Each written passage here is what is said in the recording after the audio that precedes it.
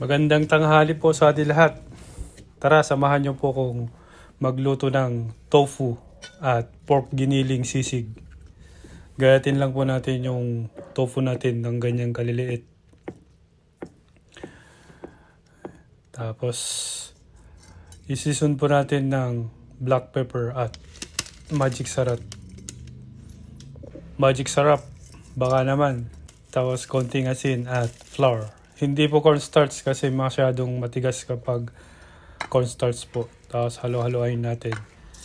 Tsaka natin iprito.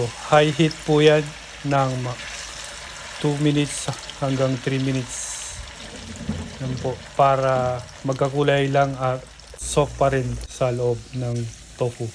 Yan po. Tapos i-drain natin ng maayos para matanggal yung mantika. Tapos isunod po natin yung giniling natin, pork giniling.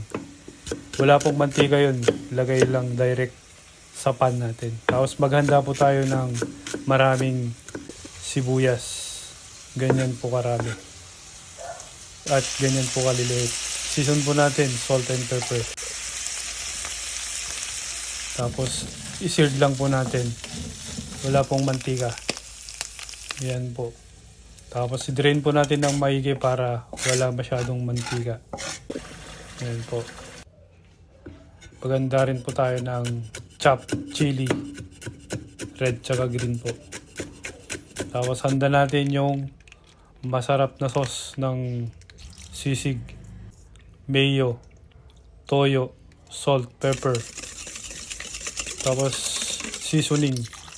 Konting tubig. Dapat ganyan po yung consistency niya. Hindi masyadong dry, hindi rin masyadong matubig.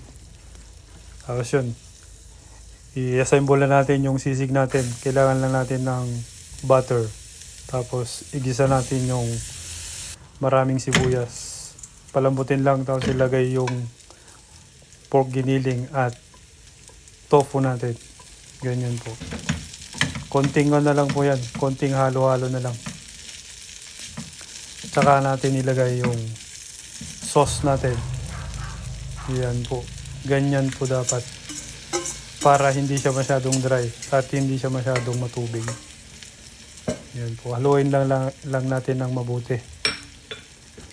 Tsaka tayo maglagay ng fresh egg sa ibabaw.